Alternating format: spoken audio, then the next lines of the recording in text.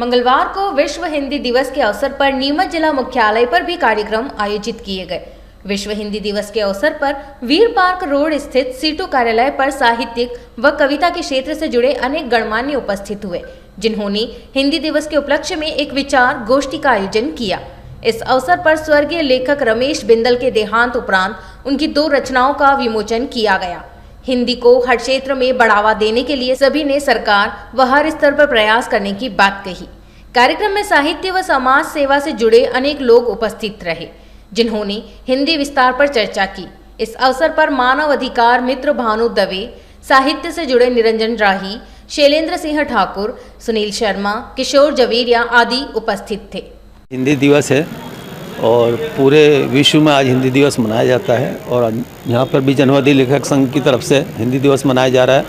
और इस हिंदी दिवस के अवसर पर स्वर्गीय रमेश बिंदल के 2 कविता संग्रह बतियाती कविताएं और आएंगे दिन बदलाव के ये 2 कविताएं का संग्रह यहाँ पे आज विमोचित हो रहा है डॉक्टर पूरन सहगल और भानु दवे के हाथों।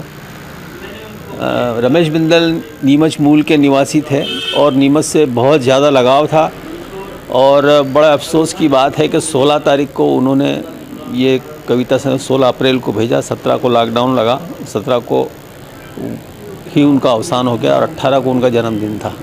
तो उनकी इच्छा थी कि उसका विमोचन किताबों का नीमच में हो, पर ये लॉकडाउन की वजह से हम कर नहीं पाए। और आज एक अच्छा दिन है हिंदी दिवस, तो हमने सोचा कि इस मौके पर आज इसका दोनों किताबों का विमोचन हो, तो आज दोनों किताबों का विमोचन हो रहा है।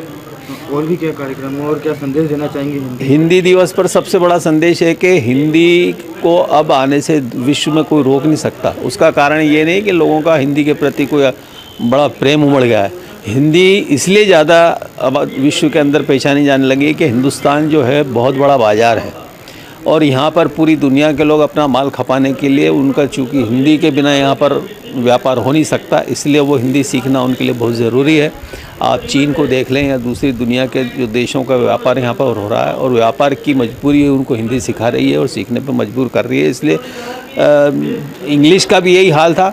इंग्लिश भी इसी तरह से व्यापारिक दृष्टिकोण से उसका प्रचार प्रसार हुआ और पूरे दुनिया के अंदर उसका हुआ, और हिंदी भी अब इसी तरह से व्यापारिक दृष्टिकोण से हिंदी का प्रचार प्रसार हो रहा है। और हिंदी वालों को बड़ा दिल रखना चाहिए और दूसरी भाषाओं के जो शब्द हैं वो भी अपनाने चाहिए, तभी इसका ज़्यादा फैलाव होगा और पूरे दुनिया के अंदर आने वाले समय में हिंदी का भविष्य बहुत उज्ज्वल है और पूरी दुनिया की भाषा हिंदी होने जा रही है। आपका नाम?